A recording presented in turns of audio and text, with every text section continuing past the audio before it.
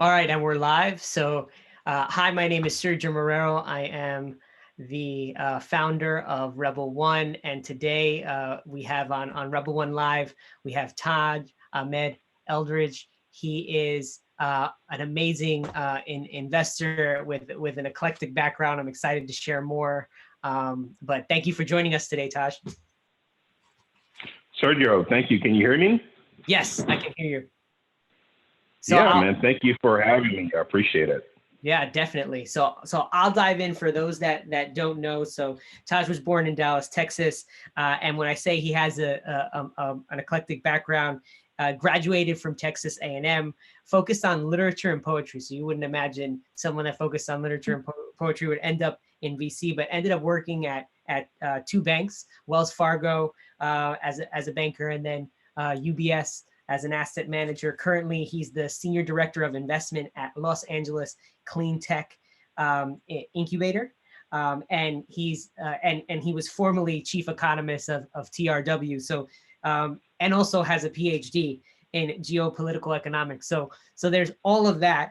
I'm interested to hear more of your story, Taj, and I know I've heard some of it, but sharing it with the audience, I know there's a lot of folks wondering how how to make their way into venture. But what I want to walk to more importantly is the shared passion for disrupting venture and changing the face of venture. So I'm sure we'll end up there, but let's start with you and your story. Yeah. Absolutely. Well, Sergio, thank you so much. As you mentioned, I was born in Dallas. And what's interesting is that the reason why I wanted to major in poetry and literature is because I wanted to be a musician. I wanted to be a rapper back in the day. I actually put out an album, so anybody can find that album. You won a prize years ago, back in the 90s, I think 89, if I can remember. But what I was thinking, my thought process was that in order to be a really great wordsmith or musician, one of my favorite MCs was Andre 3000 of Outkast. You have to have this vocabulary and an ability to tell a story. So when I majored at Texas A&M Commerce, it was a great opportunity to really kind of focus on that and really kind of get literature. I was working at banks at that part of the time, and one of the banks I was working in was Wells Fargo. And this was back when they had banks inside of grocery stores. So I was one of those people that when you bought your pizza and you went to do your banking, that was me that was there. And it was something I did to work during college. And when I graduated from college, needless to say, I did not become a rapper, but I did continue my experience in banking. And what I realized was that this experience in storytelling and literature helped me because I was able to connect with certain customers. And that made me transition from consumer banking into commercial banking. Commercial banking is typically where you deal with large institutionals, large corporations, and that's where I found myself in. I was very lucky to make that transition, but I did well in the consumer side to go into the commercial side. Spent about a decade in Wells Fargo and then transitioned to UBS Investment Bank in Beverly Hills.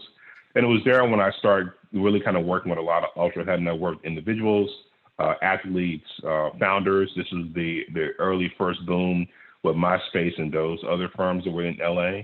And so it was really kind of a heady experience. And left there, went to a private equity fund, like you mentioned. And it was there when I started kind of getting into the investment piece of that.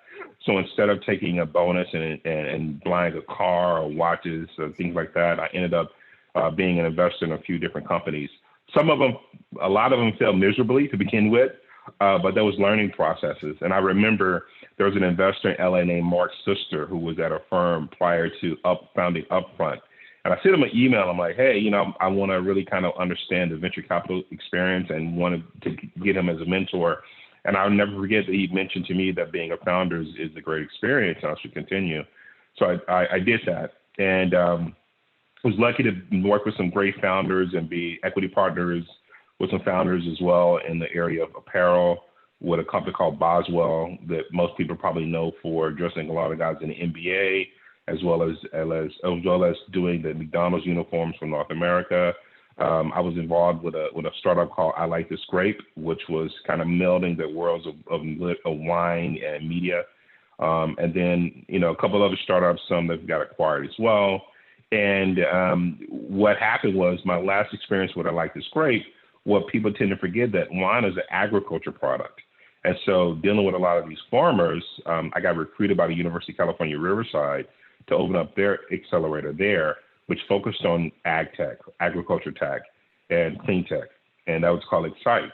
And so I led Excite as the accelerator director in 2015, I believe, 2014. And we started the first fund in the Inland Empire area of California. The reason why that's important is because, of course, I'm a person of color. And when I was looking at the University of California, I noticed that UC Riverside has one of the highest success rate for Latinos and African Americans. And so I said that if we wanted to kind of attack the problem of diversity in tech, well, let's go where people are diverse at. And I was very proud that we were able to make Riverside the number 4 place for minority entrepreneurs by Entrepreneur Magazine while I was there. So that was a really great accomplishment, I felt like, for myself and the team. And after that, that's when Lacey, I got recruited to Lacey by working with an investor, a phenomenal investor named Tracy Gray.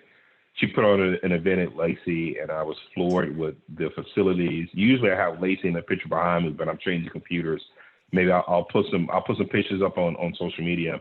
But it was great. I love what Lacey stood for. Lacey was focused not only on clean tech, but also on diversity and ensuring that women and people of color have a place in clean tech. Because a lot of the issues in clean tech, from Flint to Compton to wherever we see, impact a lot of people of color, Black and brown communities. And so me coming there, what I wanted to do was ensure that there was access to capital. So being a senior director of investment, my job is really threefold. Myself and a colleague named Adriana Figueroa, we both manage the impact fund that's in the incubator that's there as well, where we make the recommendations of the companies for our board to select to invest in. I liaison with other investors, so not just VCs, but private equity, family offices, and debt, being a former banker, to invest in our companies. And we also participate in helping raising funds for additional funds for Lacey as well. So I think my career has been a really interesting career in many different spaces between debt, equity, storytelling, that all kind of comes together. And when I say, if a person would ask me about my interest into venture, I say it's because I was very inquisitive. I was always asking questions. I was always wanting to figure out. I was able to really kind of approach everything from a PhD level when I was looking into things. So when we did the wine business, I studied wine religiously. When we did the fashion business, I studied manufacturing religiously. And I think that helped a lot in being an investor later on in my life. No, thank you for sharing that. I think I admire, for those listening, definitely admire Taj for you bring your whole self to what you do, which is great. Unapologetically, I think that's good. I think even I was laughing earlier today, saw a post on LinkedIn, and I think you put you posted and you put it was a hip hop reference. You put we could put our backs into it, like we could get to work. And for those that know the reference, can pick it up. So I love the excellence across the board. Well, Sergio, I'll be very honest and frank that when, I always joke that I have my beard grown out now. I wish I still have my hair, but my early career, I wasn't like that. My early career as a banker, I typically was your traditional banker and really kind of fell in line and was afraid to be my authentic self because I felt like there was Taj, the person professional, and then there was Taj, the personal. And I think once I had acquisition, once I became a little bit more confident and got into venture wholly, I realized that at the end of the day, you want people to know who you are. And the way I am outside of office is the way I am should be in the office. I mean, even though I'm not a rapper, I still love music. I would challenge any VC that challenged me from a rap standpoint. Ben Horowitz, if you're listening, I got you. But I think that, music plays a huge part of my life. And so that also comes out in what I do from a venture standpoint. I have this theory that I talk about with music when I say that, for me, founders are the artists. The founders are the people who are creating the products and the services to be consumed for us to enjoy. The record labels are the venture funds. They provide the capital for the artists to deploy, to have it. And then us at incubators, we're radio stations. We amplify those voices. And so I think, for me, all of these come into play. And I would say for people of color who want to get into venture, I think that's the best way to be, is be your authentic self.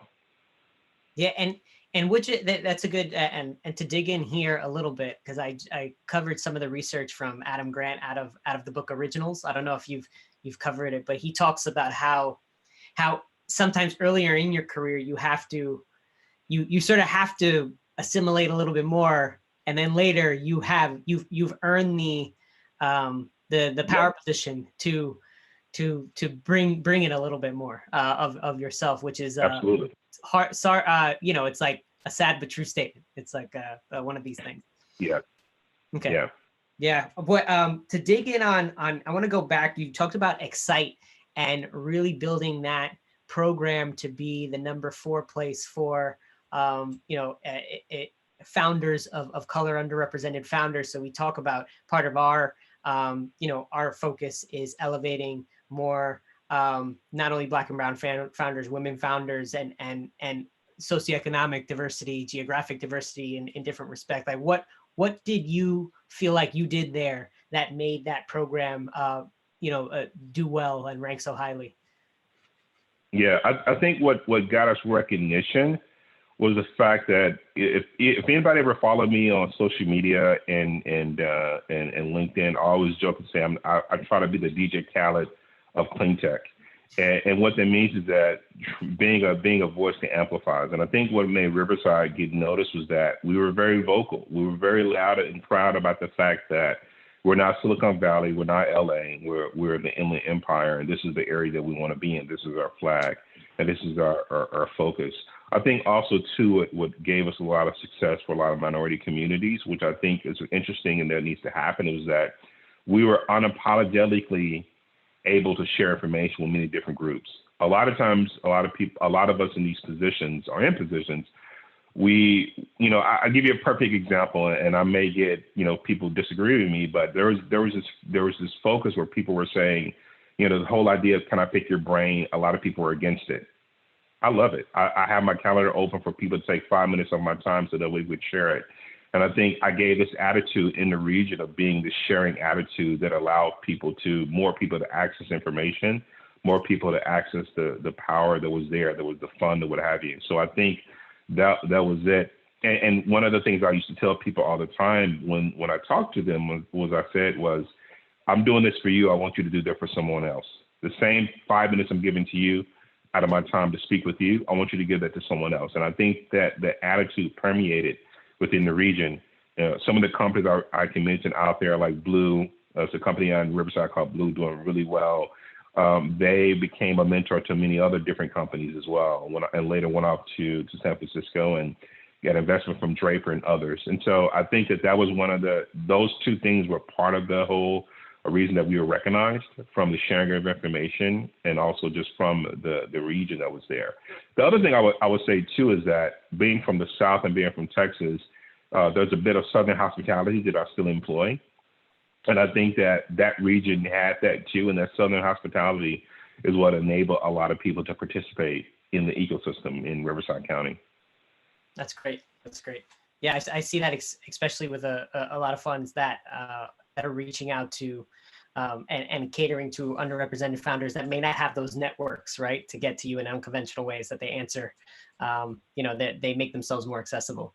Can you share a little bit more about what caused you to shift focus to clean tech in particular, or impact investing and clean tech? Yeah. Oh, I'll be honest. And I think, we talk about the authentic self, and, we also, a lot of times people fail to share a lot of things personally about them. But from my experience, it was almost like, if you remember the story of Saul of Tarsus, as he was riding along the road to Damascus and he got blinded. Well, my blinding moment was being diagnosed with a terminal disease, or a kidney disease called FSGS, probably about 2017, 2018. And that disease impacts the kidneys. It's something, if people remember the basketball player Alonzo Mourning, he had the same disease that made him stop in playing basketball. But as I was researching the disease, I was noticing the disease, I was seeing how all of the pollutants and things in our environment could be an impact for that. Right now, there's no idea of what causes it, but there's an idea that It could be pollutants in the air. And so that's what really made me start thinking about how many communities where people who look like you and I are impacted by pollution. They're impacted by a lot of different things, lack of clean water. And I think that's what solidified my own experience and my own desire to really help on the clean tech space.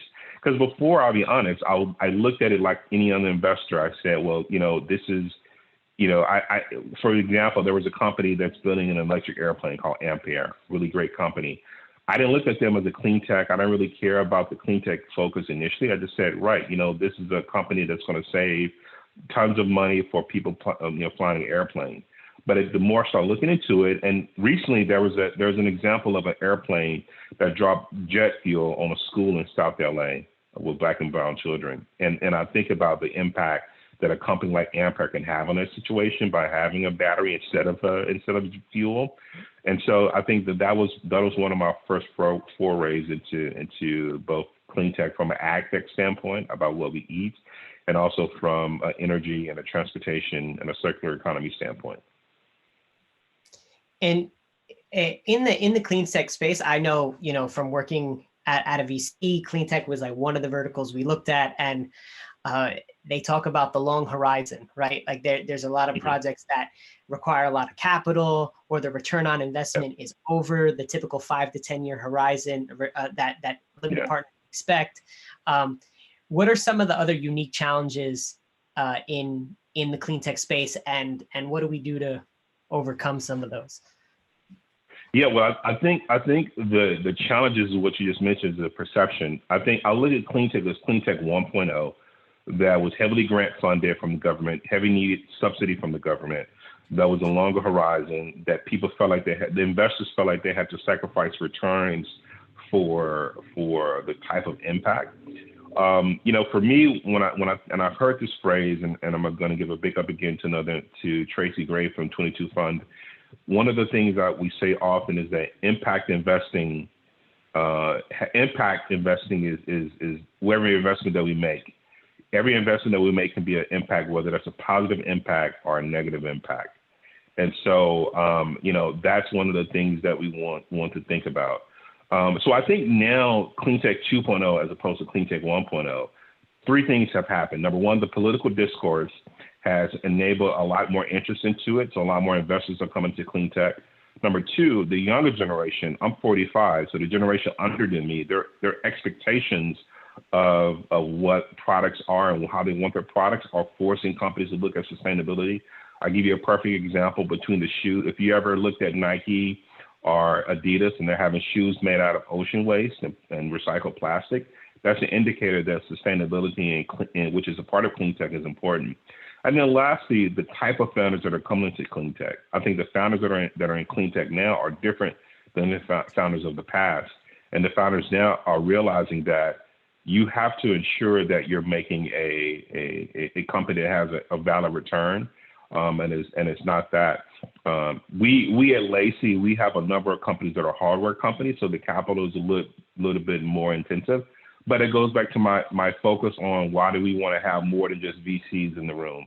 Why do we want to have family offices and private equity and ultra high net worth individuals? Because we can have a different type of array of capital to ensure that those companies have the fuel they need to grow. Got it.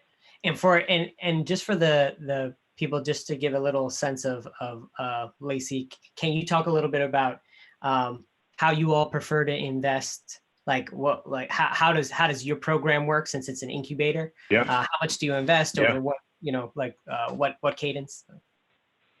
Absolutely. So Lacey is the Los Angeles Cleantech Incubator, and we focus on three types of sectors within cleantech. One is renewable energy.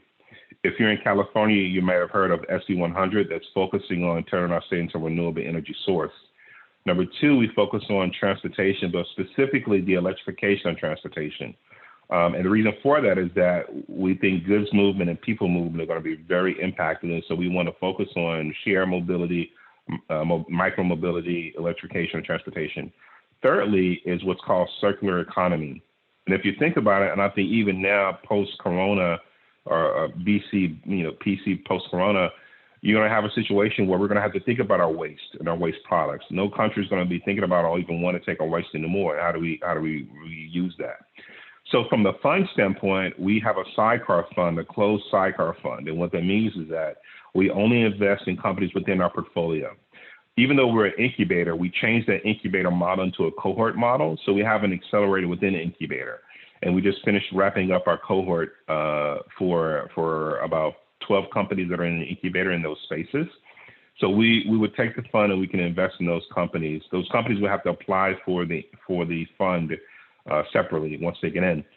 Because we're a sidecar fund, we don't do a lot of the heavy due diligence in-house. We have frameworks that we use to make those decisions on who gets invested, but we take the due diligence from the lead investor of those companies. So our companies must have a lead investor for us to follow on, have a follow-on investment. The reason why that's important is because we want to really kind of spread the gospel, so to speak. We want to ensure that there are other additional capital into the room. And the interesting thing that we've been seeing is that in addition to just traditional VCs, we've been seeing a lot of strategic investors come down a little bit earlier to focus on the investment as well. And so that's kind of the focus of our fund, the sidecar fund. It's an impact fund. So from an impact standpoint, we look at 3 different ways. We look at environmental impact, economic impact, and social impact as a framework that we want to do to make those decisions. And can you talk a little bit, was the sidecar fund there when you came in, or were you a part of putting that together? No, it was after I came. So I came to Lacey about 2 years ago. We spent the first year kind of developing it.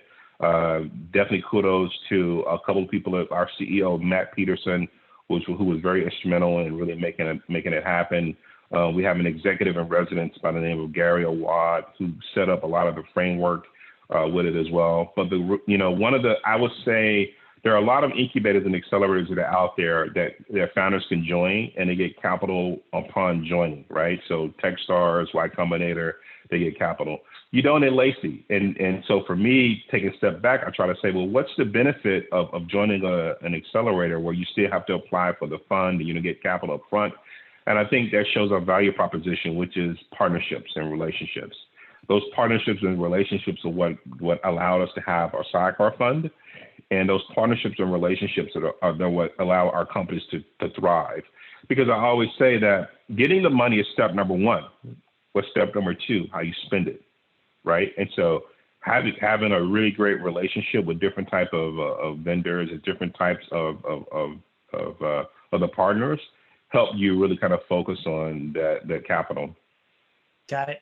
Yeah, especially at Mass Challenge uses something similar where they have everyone in the cohort are finalists, and then people at the end will get grants and investment on the other side. So they focus on the community. So that's great.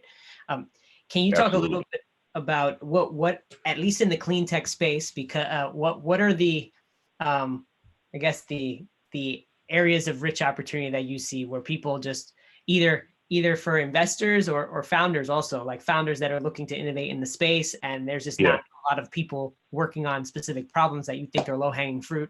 I'd love to hear about that from you. Well, what's interesting is that Lacey's divided up into 3 different sectors. The first sector is unlocking innovation, which houses myself, my team, and the executives and the residents and the programmatic team. And we're the ones that touch the founders from a daily basis, really kind of work with them with programmatic things. There's another group called Enhancing Communities. And what that group does, which I think is very important, is they go out and ensure that the products and the services that our founders are building are relevant to the communities that they want to deploy. So to give you an example, when Bird and Lion came and deployed, I always often wondered, did they have anybody to talk with them about how to deploy that product in those regions, or did they just jump in the regions? And we know the answer to that. For us, we tend to have good relationships with a number of different regions, not even in LA, but abroad, that help our companies make those determinations on the types of products and services that are relevant to those regions. And then thirdly, we have what's called market transformation. And what I call them is our mini Bloomberg. They do a lot of the research on what's the best route to go for the type of company we want to recruit. So I say all that to say that they've determined, our group internally has determined the type of company we want to look in, and I'll mention two that's really relevant for now. Post-corona, even before corona, there was an interest in people utilizing things like Instacart, like Amazon, and everything else to get their goods.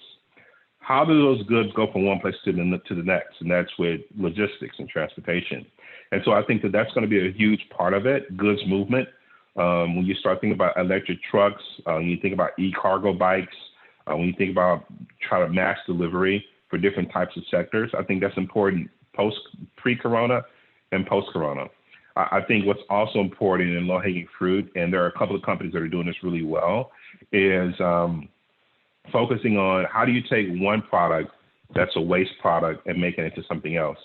Give you a perfect example. We have a company within Accelerator that's taking wood waste. So if you're making a table or a chair, you have this wood waste that would typically go into a landfill or trash.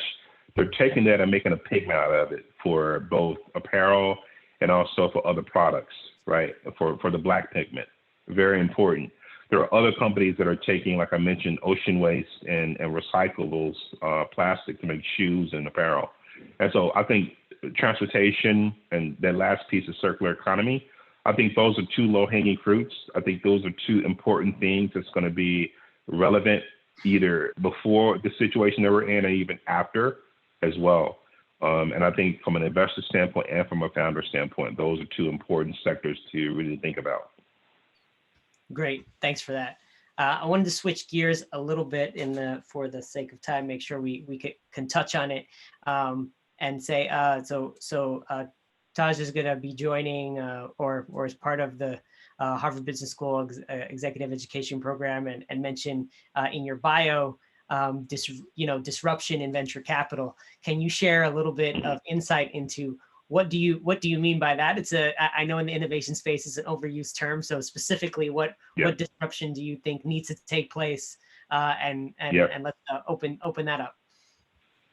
Yeah, it's funny to me, and I guess we talked about with me being a former founder. I think I look at everything from a founder's lens. A lot of firms always look for disruptive founders, and they always talk about disruption. But I always question: have we as an industry been disrupted ourselves? Have we ever tried to look into that?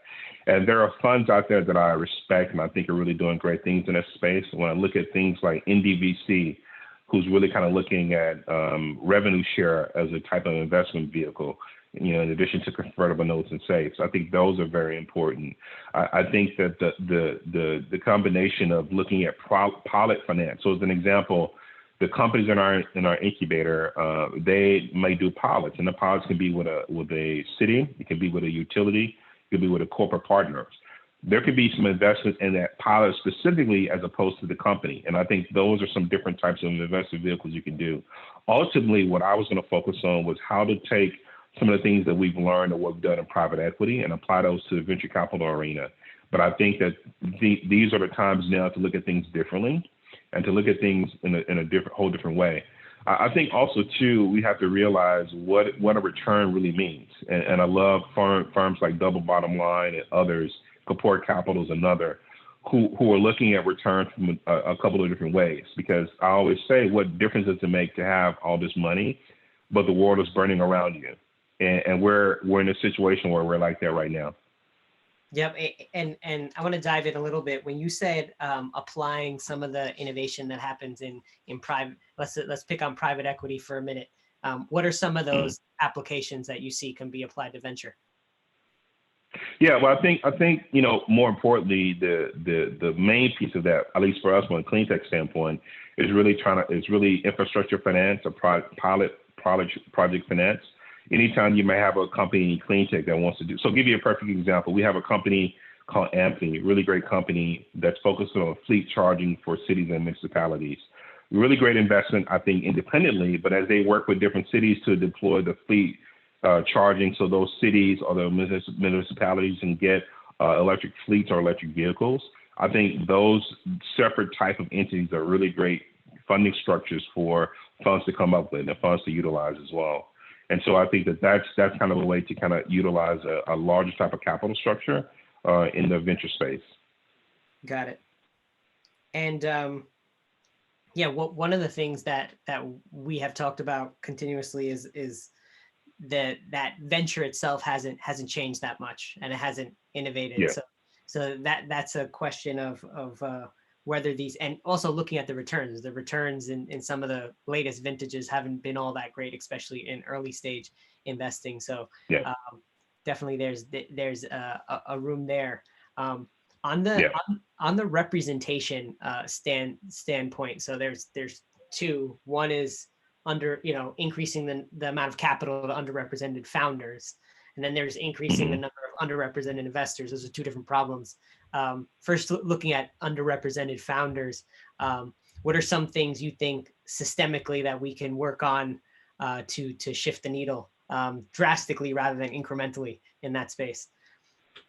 Yeah. Well, it's funny. We talk about music, and I posted some earlier today from Nipsey Hussle, and rest in peace, Nipsey, that he quoted from Rick Ross, and he said that the measure of success is not about the money, anything like that, but it's how much we bless someone else.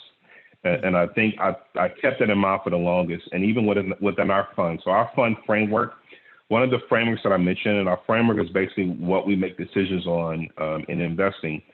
We're very intentional. So as an example, we say that we want to invest in companies that have a female or a person of color on the board, a female or a person of color in their C-suite, a female or a person of color in your senior leadership. What that does is that kind of is a forcing function of tying capital to action, which probably should have done done a long time ago, to ensure that there is a need for diversity from a founder standpoint. Some people might say that's very an intentional action, a social construct. And my answer back is that, well, intentional actions got us here. There are intentional actions that created the wealth gap. There are intentional actions that created the situation why we even have to have this conversation. So we need to have intentional actions to get us on the other side of that. So I think that's just one way that we're doing it at Lacey to try to right the wrongs from a founder standpoint. And then I think also too, it's about support. And again, by access to information. I think in the past, we used to talk about, the lack of access to the information. Now the information is all around us, and we got to figure out what's the right information. And so I think there are a couple of different people doing some great things that I want to shout out. But I think a part of that from the founder education standpoint, I'm a member of Kappa Alpha Psi, and we have a lot of people that's in it. They're doing things like Rashawn Williams, who, I think about 2 years ago, a year ago, he and I had a conversation about doing kind of educating the masses in a way that's different, because we can't we can't do a lot of podcasts all the time. We have to work and do all this. And he's like, I'm going to post to Instagram. And I was like, you're crazy, because I hate Instagram. I'm a Twitter guy. But a year later, I love what he does. And if you follow Rashawn L. Williams on Instagram, he does a lot of education on that platform for free. Just gives a lot of the game up about what we do. For me. So I think that's really important as well, is to have access to information and the right information, even the language as well, because if we go back and look into literature and poetry, using the wrong language, you disconnect with people. So I think that's one of the ways to ensure diversity from a founder standpoint, is to ensure the access to information and to be intentional in your actions. So I think your other question was about diversity from a fund manager standpoint, which is something I'm really interested in as well. I think you need to have more people who look like you and I as in funds of funds and in family offices to make those decisions and determinations. I think you need to have a lot of fund managers who are able to be authentic in the decisions that they make and who they are. Because I think a lot of times too, we used to say that if you have a person of color, that would kind of right the wrong, so to speak, of who gets funded. But sometimes that's not the case, because a lot of times the people get into these positions that they don't have the authority to make those decisions. And I learned that early in my career, even recently as well, that it's about authority more so than just about being there and having that ability to make those decisions. Got it. So no, I one of the final questions I wanted to ask before we turn it over Q&A was around it's a challenging time now for our nation. So I would say, what words of advice do you have for investors that are right now? I feel like there's a lot of founders that are scrambling and struggling, and investors have pulled back especially for the clean tech space or other spaces, Yeah. what would you say to them? I would give two pieces of advice, and I came across this even within myself personally, and this is why authenticity matters. When I was diagnosed with my disease, it's a disease that can cause death. I sat down with my family and I had this conversation, and what I said was, death is nothing to be afraid of. It's something to prepare for. Tragedy is nothing to be afraid of. It's something to prepare for. We're in a tragic moment that we're in right now. So it's nothing to be afraid of. It's something to prepare for. And so what that relates to our founders is that when you're flustered, when your energy is a nervous energy, when your energy is a worrisome energy that's going to come across when you pitch. And if I'm an investor, why would I invest in somebody who's already nervous and worried? And so from a founder standpoint, you want to ensure that you take an assessment and you prepare for what's next. The world is going to look very different after this, and that's a reality. So how do you fit in this new world? I think from an investor standpoint, it's the same idea. Yes, the market is doing what it has to do. Uber correction, as some would say. But I think at the end of the day, we have to take a step back and realize the gratitude that, number one, we're here. And number two, what's our plan of attack for the next stage of it? So the same way, I look at it on that end. And I think specifically for clean tech, what we need to realize is that I think out of this whole scenario, there are two silver linings. Number one, I think a lot of parents realize the value of educators, and I think there's going to be a push to have more paid educators. I think number two, if you live in places like LA, if you live in places like New York, if you go outside and look up, that is the huge commercial for clean tech. You see the environment looks much different, and it's only because of a few weeks without traditional cars on the road. So I think if that's not a calling card for people to look at renewable energy, people to look at electric transportation, I don't know what is. And so I think that's one of the ways we got to look at it. Having a calm demeanor. One of the ways I do that, and we talk about this, is self-care. If anybody ever has applied or booked me for a meeting internally with my team or externally, they'll see one of the questions I ask you is, what are you doing for self-care? Because I think that's one of the ways you can get yourself mentally prepared to have these conversations with investors, or investors mentally prepared to have these conversations with founders. Because this, God willing, we're going to go on after this. And when this is over, it's going to be a world that we have to figure out what's the solution for this world to move forward on. Awesome. Well, thank you, Taj. Everyone who's live streaming, this is Taj Ahmad-Eldridge. He is the Senior Director for Investment at the Los Angeles Cleantech Incubator. Thank you very much for your insight and your time. Now we're going to break for our private group and do Q&A as part of the Rebel One Investor Training Program. But thank you for joining us. It's been a pleasure. So stay